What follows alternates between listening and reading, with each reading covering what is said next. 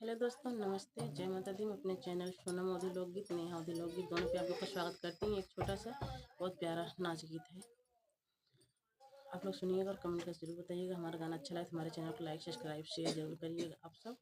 चलो सुनते हैं। सुनत जाया आप सब कैसे लगी ये गाना बताइए। देखा था ना नहीं कैसे कैसे चोरी करत है।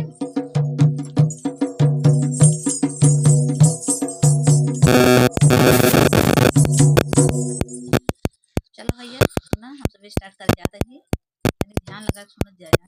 कान तेज करिए।